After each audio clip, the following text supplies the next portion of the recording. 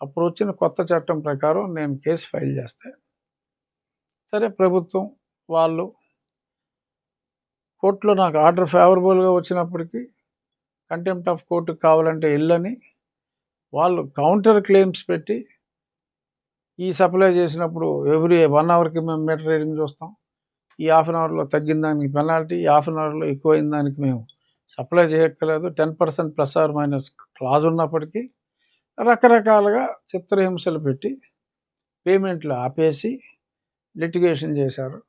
నేను ఏ చట్టం ప్రకారం వాళ్ళ మీద కేసు వేసానో నా బాకీలు రాలేదని,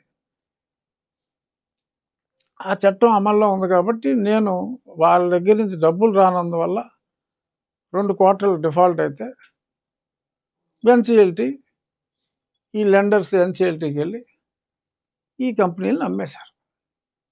మగా కొంత డబ్బు వచ్చింది. అక్కడ అసెట్ బిల్డ్ చేసాం వాళ్ళు మాట్లాడిన కంపెనీలకి. ఈ సందర్భంలో ఏమైంది, ఇంటర్ కార్పొరేట్ డిపాజిట్స్ ముందు 1 సంవత్సరం పాటు బ్యాంక్ లోన్ డిఫాల్ట్ అవ్వకూడదని అన్ని కంపెనీలకి హోల్డింగ్ కంపెనీ ఒకటే కాబట్టి ఈ ప్రతి ఇండివిజువల్ ప్లాంట్కి సెపరేట్ పీపీఏలు ఉంటాయి కాబట్టి సెపరేట్ నేమ్స్ ఉంటాయి. వీటికి హోల్డ్కోకి ట్రాన్స్ఫర్ చేసి ఒక కంపెనీ నుంచి ఇంకో కంపెనీకి అప్పులు ఇచ్చి అన్నీ అందులోనే చూపెట్టి ఆ ఇన్స్టాల్మెంట్ల కోసం డబ్బు వాడటం జరిగింది. అన్ని చెక్ ట్రాన్సాక్షన్సే. It is only if at all it is an offence, it is not an offence. If at all it is an offence, అది కాంపౌండబుల్, దానికి ఏదో కొంత పెనాల్టీ ఉంటుంది, బట్ అది కూడా ఉండే అవకాశం లేదు. బట్ ఎప్పుడైతే డిఫాల్ట్ కంపెనీ వాళ్ళు అసెట్లు అమ్మారో ఆ బ్యాలెన్స్ అమౌంట్ నేను కట్టలేదు కాబట్టి, నేను అంటే కంపెనీ ఈజ్ అన్ ఇండివిజువల్, నేను వన్ ఆఫ్ ది షేర్ హోల్డర్ని. నాకు ఎంతోమంది ఫారిన్ ఇన్వెస్టర్స్ ఉన్నారు. అసలు మా సొంత డబ్బు చాలా ఎక్కువ పోయింది ఈ బ్యాంక్ డెట్ కన్నా. నేను తీసుకొచ్చిన private equity amount I last much more than the debt. సరే, ఇది ఎందుకు చెప్తున్నాను అంటే, కొద్దిమంది నా అభిమానులు బాధపడతారేమో, నేనేదో బ్యాంకుల్ని దోచాను అనుకుంటారేమో. నా డబ్బులే పోగొట్టుకున్నా. నేను పుట్టటమే గోల్డెన్ స్పూన్తో పుట్టా, అత్యంత ఐశ్వర్యంలో పుట్టా. అప్పటికి నా జీవన విధానంలో పెద్దగా మార్పు ఏమీ లేదు. అప్పుడు పంది మాంసం అమ్ముకునే వాళ్ళు ఇప్పుడు 500 కోట్లు 1000 కోట్లు ఇన్కమ్ ట్యాక్స్లే కట్టుకుంటున్నారు తప్ప, మేము అప్పుడు బాగానే ఉన్నాం, ఇప్పుడు బాగానే ఉన్నాం, అంతే తప్ప ఒకప్పుడు పంది మాంసాలు అమ్ముకోలేదు.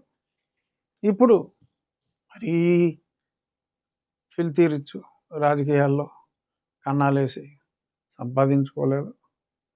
ఇది ఎవరికి చెప్తున్నానో ఎందుకు చెప్తున్నానో అర్థం చేసుకుంటే మంచిదే. సో ఇది క్లారిఫికేషన్. ఇక ఈ పేపర్లో ఈ మధ్యన ఎక్కువగా ఎవరు రాస్తున్నాడు, రఘురామకృష్ణరాజు 420. సరే, 3 కేసుల్లో వాడే పెట్టించిన కేసుల్లో, అంటే ఒక ఆజానుబాహుడైన ఎంపీ ద్వారా పెట్టించిన కేసుల్లో ఓకే 3 into 420 అనుకుందాం ఊరికి ఆ లెక్కల్లో. జగన్మోహన్ రెడ్డి 11 కేసుల్లో 420. సరే, 11 అదొక యాదృచ్ఛికంగా ప్రతి దగ్గర 11 వస్తుంది. 11 కేసుల్లో జగన్మోహన్ రెడ్డి 420. మరి సాక్షిలో అతని వాటా అమ్మేసుకున్నాడా మరి ఏంటో నాకు తెలియదు. కానీ రఘురామకృష్ణరాజు 420 3 కేసుల్లో అని చెప్పి మాట్లాడాలంటే సిగ్గుండాలి కదా. ఆ పత్రిక యజమాని మాజీ ముఖ్యమంత్రి, ప్రస్తుత అప్రస్తుత ప్రతిపక్ష నాయకుడు, అర్థమైందా, ప్రస్తుత అప్రస్తుత ప్రతిపక్ష నాయకుడు. అలాగా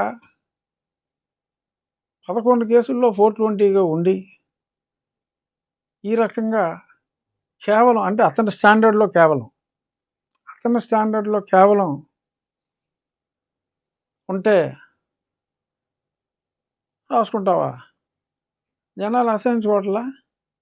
సరే, ఎవరో మాట్లాడారు, అమ్మ బాబోయ్ రేపో మాపో అరెస్ట్ అయిపోతాడు. సుప్రీంకోర్టు ఏం చెప్పింది? సుప్రీంకోర్టు ఏం చెప్పిందిరా?